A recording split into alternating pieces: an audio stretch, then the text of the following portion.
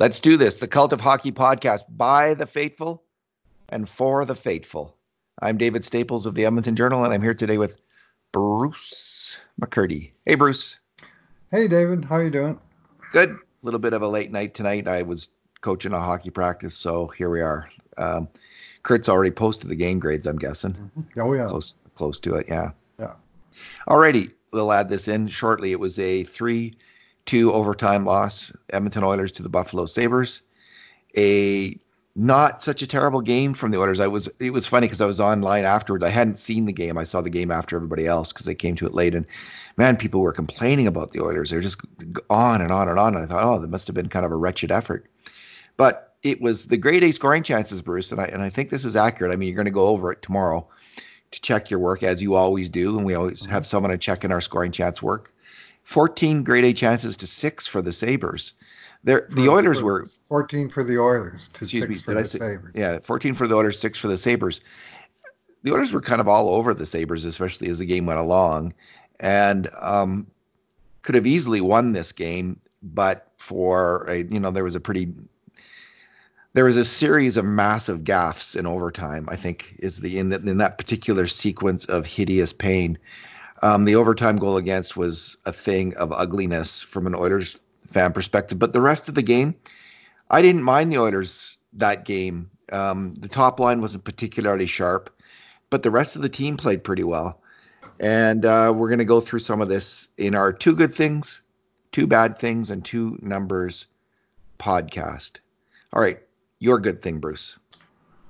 Well, I'm going to go with the emergence of Rip Van Shayen, Riley Shayen, the Oilers' bottom 6 center, who's struggled all year to score. He made a bad giveaway on the first Buffalo goal. That was a big part of that sequence of pain. But you know what? That seemed to wake him up, because from then on, he was real good. He had 2 excellent chances on the penalty kill, where basically he rushed the puck all the way up the ice himself, got one on a good shot, and the other one, the second time he hit the post.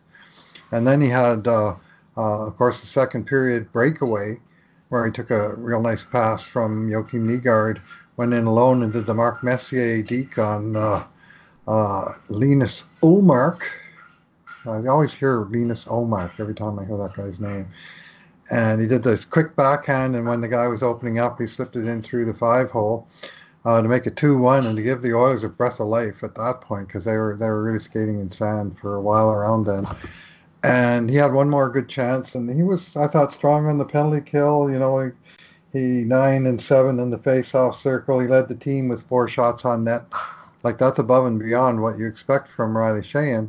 And at the end of the day, you can say, well, -1, +1, and just really broke even. But I liked his overall game, and he worked his way out of that early hole personally to make amends for that mistake. It did rev the Oilers up for sure, Bruce. And in the second and the third periods, the Oilers had, by my count, 9-1 grade A chances against the Sabres. So they just couldn't. They had a number of posts. They couldn't get a break in this game. I mean, in that regard, I mean, I think they had 3 posts, if I'm not mistaken. And okay, I just have a real quick list of good things from mainly the role players who I'm really liking, actually, the bottom 6. I like their work ethic, their hustle. Their skating speed, and they're starting to, they're getting the odd goal now and then, and good for them. So, first of all, I thought Adam Larsson I actually thought, although there was a couple clanger plays, including a scoring chance in the third period, the one the Sabres did have, where Larsson and Nurse both abandoned the front of the net for some reason. And the Sabres almost. Is that the one where Nurse tackled the guy after the whistle and kind of spread him around the blue paint like marmalade? Yeah. You often see the most violent reaction from a player after his biggest after he's screwed up. Yeah. Yes, it seems to get the adrenaline flowing. So, but I thought Adam Larsson really, what I liked about him, Bruce, was he was moving his feet. And for a defenseman, especially Adam Larsson, he's not the fastest skater, but he is one of the smarter players usually on the ice. And he made actually 2 rushes of the puck tonight, which I'm singling out. I just thought they were nice to see him attack with the puck. He can do it. He's got some skill carrying the puck, and he's a smart player. I thought Darnell Nurse's backtrack in the first period where he caught up to and That was pile drive outstanding. Vesey on a breakaway, Yeah. and it wasn't a penalty. It was just a No, it was a good fantastic call. Good non-call. defensive play. There was a Ethan Bear block shot on a Sabres power play in the second period, which was fantastic. He blocked a grade A, maybe a double A shot, like a 33%er in the slot. Jujhar Khaira in the second period, backtrack into the slot, stopped the play, turned it around. They went the other direction, and I think it was Nuge who set up, or no, it was McDavid who set up Khaira on that play for a really good shot. And then he followed through with a real strong forecheck right after that. That was an outstanding shift by Carr. There was the two really great offensive plays by Joachim Nygaard, his pass to Sheahan and his deflection. I think Joachim Nygaard I still contend he should be given a chance in the top six. I don't really understand why that hasn't happened yet. Maybe he's still Mm-hmm. got to earn it, but he is, to me, he's earning it. He has some offensive skill, some hands, and he hustles. So I Well, don't. those were his first 2 points in a good long while tonight. Right. And the other thing is, I mean, the top five, now that Nuge and Cassian are back, the top five are set. And the sixth forward for the moment is Jujhar Khaira, and he's made a pretty good claim to that spot as well. But it was Yeah, fair enough. Nygaard. I thought he might wind up in the press box tonight, but he got another shot at it, and he made it count with two big plays. He didn't play all that much, only 8.5 minutes, but goal and assist. I mean, I'll get that's the a nice coach's night's work. attention. Yeah, he'll be playing next game, I would have to think. I like both Nygaard and Haas a little bit more than probably most fans, and certainly more than the coach seems to. But Like their speed, eh? yeah, I do. I really Yeah. like players that can move around the ice quickly and make a play. And Gaetan Haas had a great hit on Reinhardt, followed up by Josh Archibald had a really good hit on Bogosian, which could have been a penalty, I thought, because I don't pretty sure Bogosian He just moved the puck and had he. Archibald Okay, finished the check. well, You know, that that's was a by good my hit. count, that's the fourth time this year that Archibald has not just hit, but actually crunched a guy that outweighed him by at least 50 pounds. Right? Archibald's 176, Bogosian's 226. But I remember he laid out that guy Greenway in Minnesota Oh yeah, way back, yeah. uh, put him right out of that game. It was such a hard hit. And he took a huge run at Jamie Alexiak, of all people, the biggest, heaviest player in the NHL, give or take Chara. And I can't remember who the third guy was, other than I remember he weighed 230 something a couple of weeks ago. And now this, he's afraid of nobody. And they mentioned that on the broadcast, and they talked about how the teammates really appreciated having, that guy with that kind of gumption and spirit in his game. And the Oilers need some gumption on the team, and they got to get it from various places in the lineup. And it doesn't have to be always a big tough guys. It can be little tough guys. Yeah, I'm not haven't been his biggest fan because of his lack of offensive ability, but he's Hmm. winning me over with that kind of hustle hitting and penalty killing. And when he's used on the fourth line, I don't want to see him with McDavid, quite honestly. Right. But when he's used on the fourth line and on the PK, he does offer something to the team. And again, Bruce, I'm actually really like this team, this Oilers team. Maybe because they're doing well, but I do like the way that they play hockey. They have some defensemen who can move the puck, and they have forwards who can really skate and hustle. And there was quite a bit of negativity again, like I said, on the Twitters for after the game. But I don't know, just watching the game, I saw a team that was going pretty hard most of the game. And I know Tippett pointed out that they didn't think they started too well, which was fair enough. But um, they had some bad breaks in the first period. It easily could have been a 1-1 game after the first period. I mean, the Oilers outchanced them slightly after the first. And anyway, I do like this team, and Archibald's part of that. All right, let's move on, Bruce. Bad thing. Yeah. Okay. I'm going to go with the defensive coverage of Edmonton's first line and their top stars, and if they're scoring goals, it's not it's as Craig McTavish famously said, it's not what you make, it's what you leave. And I've always said, no, it's what you make minus what you leave. But tonight, what they made was zero, and what they left was 2 goals against. Both scored against, I thought, sloppy back checking. The 2-0 goal after they touched past the puck about 4 times in the offensive zone, and they managed to Cassian managed to touch it between McDavid and Draisaitl, where McDavid tipped it away from Draisaitl, and the jailbreak was on. But they had plenty of time to get back, and nobody sort of picked up an assignment. The goal scorer just wound up cruising into the slot to pick up the rebound without anybody within 10 feet of him. I watched that play quite a bit, and I think that Hmm. was on Draisaitl. I think. Cassian did go to his man. Like there was another man, there was a third man in, and Cassian went to Mhm. him, and the fourth man in was the guy who scored, and that was Draisaitl's man. To me, Anyway, Cassian was F1 and he pulled away from the danger zone after the boards. But I guess I'll have to look at it again, and I will when I I review the mean, scoring Cassian might be to chances. blame, but And there was McDavid an was open player 100 there coming miles in. was 100 miles behind anywhere. Yeah, And anyway, that one, and then in overtime, well, first of all, sloppy play. When they did get the puck, they just gave it away 2 times. I mean, the second time Leon got it, and he just fired a prayer pass to McDavid and gave it right back to him after like 1 second of possession. And then the Oilers never touched the puck again, other than Mike Smith getting a piece of the game-winning shot. But honestly, David, on that play, the three Oilers, and these are star players in the defensive zone, McDavid, Draisaitl, and Clefbaum, they were abysmal on that play. Nobody took anybody.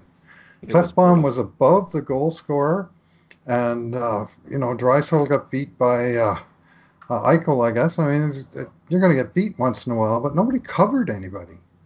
It's Yeah, like, let's wait for the puck to bounce to us so we can skate down the other way. Well, here's an idea. Check the other guys.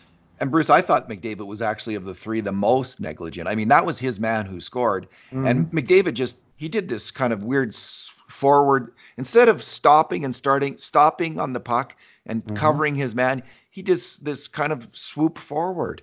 He Mm-hmm. didn't. It was just a terrible defensive play. And Draisaitl, he not only did Eichel beat him passing it down low, but then Eichel moved in the slot and Draisaitl didn't move with him. And Clefbaum, the player who passed the puck over, I can't remember who, he wasn't in a position to shoot. So all Oh, Clefbaum had to do was it's not always easy to stop that pass. I thought actually Clefbaum he had the was on the hardest wrong play. side of the pass Yeah, and the shooter. yeah, but he had the hardest play of the three, and he didn't make it. But Oh, Draisaitl and McDavid, I mean, oh. anyway, I just think they get maybe a little overconfident in overtime. Could that be a thing? Well, Yeah. let's put it this way. The last three home overtime games, the Oilers have lost all three in a total of 4 minutes and 28 seconds. And each time the other team has scored early by controlling the puck and by weak Oilers defensive coverage. And, they have to, I mean, I know it's sacrilege to ever say anything critical about the star players, but they got to commit to the 200-foot game. If this team is ever going to be serious about contending, they have to win their part of the game, which means playing at both ends of the ice and playing hard and playing smart at Yeah. both ends of the ice. And tonight I didn't see enough hard or smart from many of Edmonton's top offensive players. And you see Bruce, the result on the scoreboard, man. if it's sacrilege to say anything about McDavid and Dreisaitl's defensive play, you and I are both going to be burned at the stake shortly because we have been on this for some time now. Like if you go back and listen to this Well, podcast, there's been many, many, many, a many, few other many times, yeah. podcasts now where Draisaitl, you and I have both, critiqued Draisaitl and McDavid's defensive play, and it's because it's an issue. Like it is truly an issue. It has been for some time now. And I thought they were getting on it earlier this year, and there's been times when there are certainly periods of Hmm. time in every game, but they do have lapses, and Yep. maybe we just expect too much from these offensive superstars, Bruce. Maybe just gotta just take the little bit of the good with the bad. What do you say about that idea?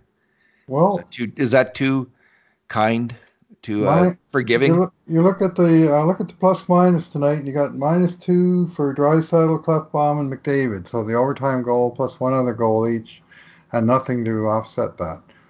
And when you lose by one, where else are you going to look?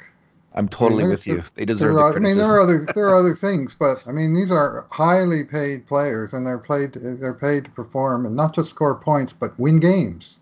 Bruce, I'm totally with you. They deserve the Uh, criticism, and they're going to hear it, and they're going to hear it from their yeah. coach. And until they Oh yeah, they internalize heard it, it from the coach be, in the be, post game. because these Oilers are not going to win like the 1980s Oilers if they're going to win, it's going to be more like, I don't know, the 1960 Leafs or the early 80 Islanders, like teams where the superstars back check the snot out of the puck, who just came back like demons to win the puck and were hard defensive players. Because McDavid and Draisaitl they're like it or not, they're not surrounded by that kind of talent, and Right. they're not going to be. So they are going to have to, if they want to win, and they might not like to hear this, they've got to be defensive demons. They've just absolutely have to make up their minds to be as good as they are on the attack Mhm. on defense. Yeah, yeah, and that's what I'm saying. I mean, they at some point they need the Steve Eiserman enlightenment.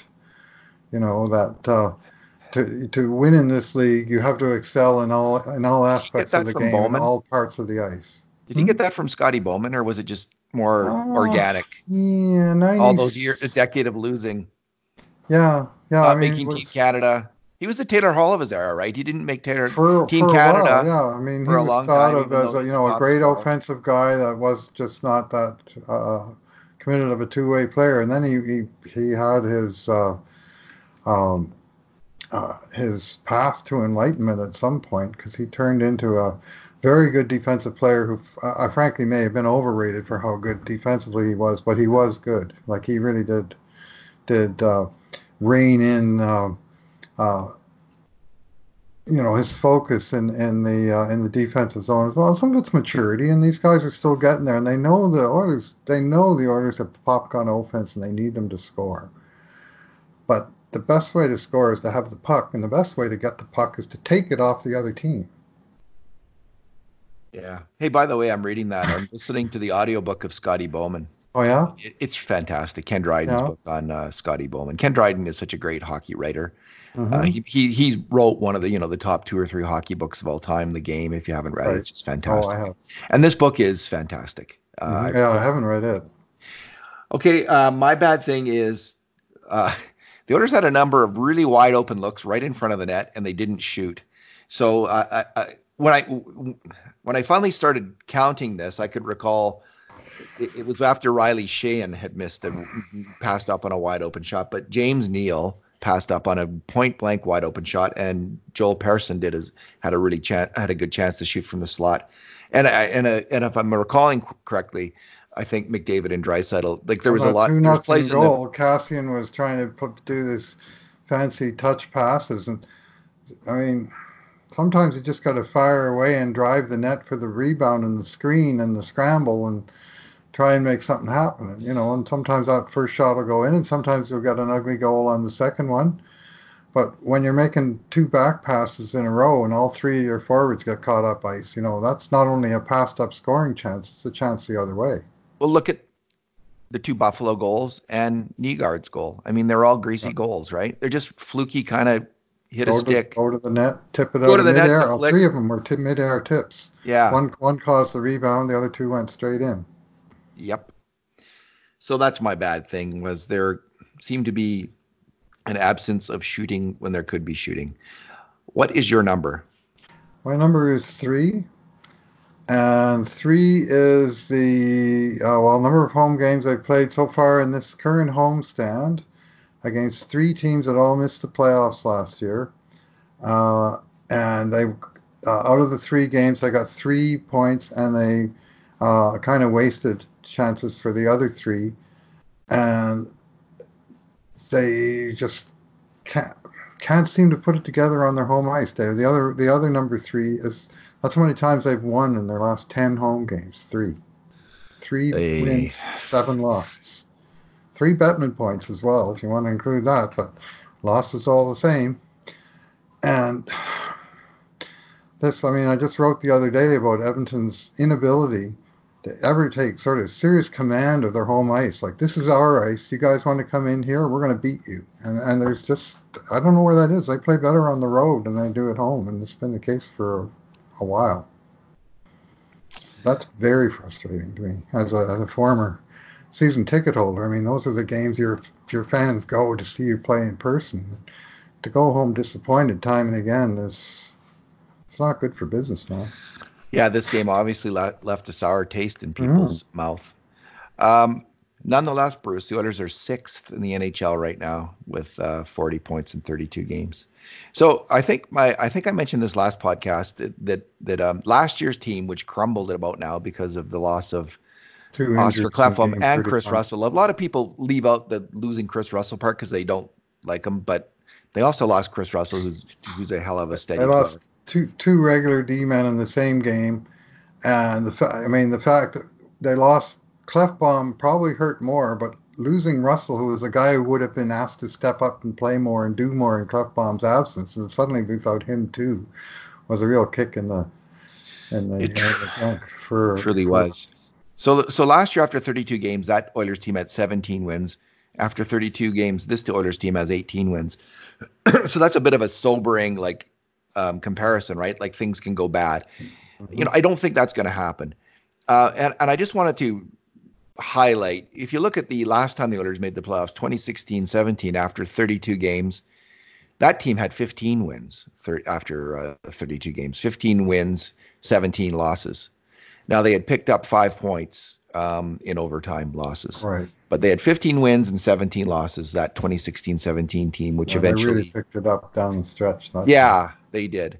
So they were 14th overall at that point. So, you know, I think just, so the comparison was made to last year, but you don't want to make too much of it is what I'm trying to say. Like there's years, that other year, 2016-17, it's where you end up in the end, not where you are right now is what matters. And I do think this team is different, mainly because I think their defense is a lot more 2016-17, like if not better than that. I think it is actually slightly better than that defense. Mhm. I'm really impressed with Darnell Nurse and Ethan Bear. I think Clefbaum and Joel Persson. I thought Joel Persson actually was fairly solid. Had one of his better games tonight. And if Larson can play like Adam Larson, from 2016-17, and we saw a little bit of that tonight, that'd be fantastic, wouldn't it? I mean, he's a good Mhm. hockey player, and he played solid hockey that year. Mhm. A little bit less so, but some promising signs tonight. And he and Russell could, that could really help the team if there is this defensive pairing who can soak up some tough minutes and let everybody else go on the attack a bit more. So um, I One like thing that I like where the Oilers 16, are. 17 team had, they had Talbot on a superheater. He had a great season. He played Yeah, 90% of the games. So it was that. This year they're splitting the net mining right down the middle. 16 starts for each goalie. But Mike Smith's game has gone south to my eye in this last while. You pointed out since the Pittsburgh game, and I looked at it again tonight. He's played in 8 games since then, and he's had two of the 8 games where his save percentage was better than 870. And that is not going to win you very many games, and it hasn't won him very many games. that And tonight it that's was 3 goals on 22 shots, and you can say, well, Buffalo got 6 grade A chances and 3 of them went in, and I didn't like the big 5 hole he opened up on the rebound on the second goal, and I frankly hated how he played the game winner, sort of lunging across the crease rather than coming over in control, and it wound up hitting him and going in because he was so kind of out of control as he went across. And we're not going to put it on him because it was a grade A chance when you get the goalie moving like that. But the guy basically scored from the goal line, and he scored by putting it through him. I didn't like the goal as an so old goalie.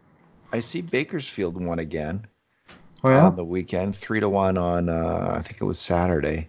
I wonder well if Star They got crushed 7-3. I thought last night, but post game. I'm just looking at their website. Oh, they did. They lost 7-3 last night, did they? yeah, things aren't going well down there, David. I'm not sure what's going on, but we're not. We're a few guys seem to be spinning their wheels, and a couple of kind of disappeared off the radar. The injury to the goalie obviously hasn't helped. But Well, I'm the just team wondering doesn't which have anywhere game. near the magic they had last year.